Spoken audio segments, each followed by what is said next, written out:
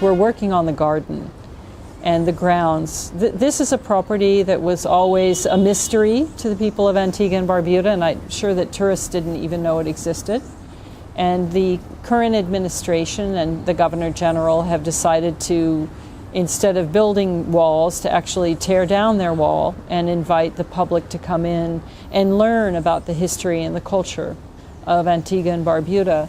So in a corner of the garden, the Governor General, one of the first things he said was that he wanted to have a teaching garden for school children. And so I thought that was wonderful. And we came up with a list of plants that are important to the history of commerce in Antigua and Barbuda. Maybe it was medicine, maybe it was for feeding people, maybe it was for something to do with building ships or making boats, making nets.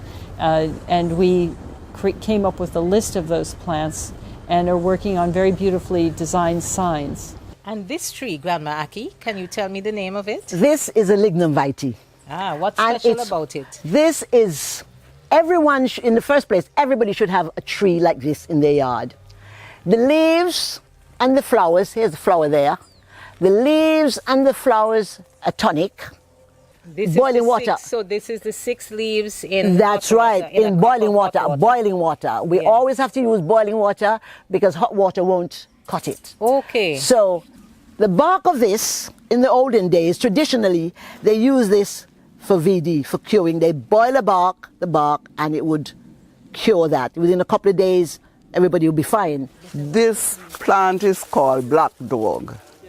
And let me tell you something, it's one of the toughest plants you can think of. When the gardeners are cleaning, they don't even want the cutlass to cut it because it can blunt it. It is so hard, really? Even though it appears to be thing. Are you serious? Yeah. This is the whitehead plant. The whitehead broom, and it is used for...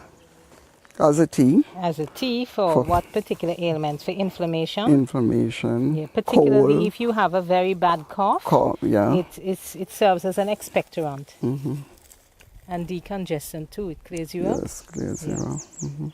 The benefits of horticultural therapy are well known. It is a method utilized throughout all of these cultures and across many nations as a means to recenter communities, to speed rehabilitation and recovery, to stabilize mental illness.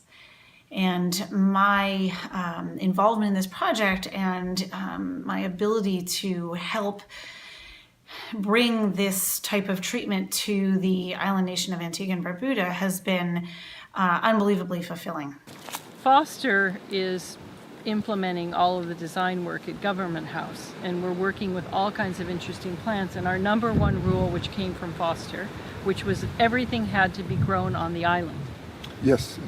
So we're looking at planting coconut palms, but we're finding that actually Barbuda can give something really important to Antigua. And we have some in Antigua. Because what happened?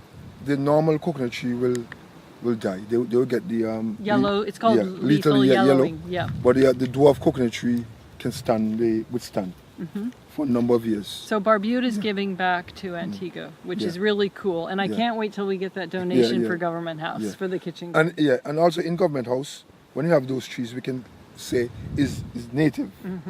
In Barbuda, the bark is what they use as a marby.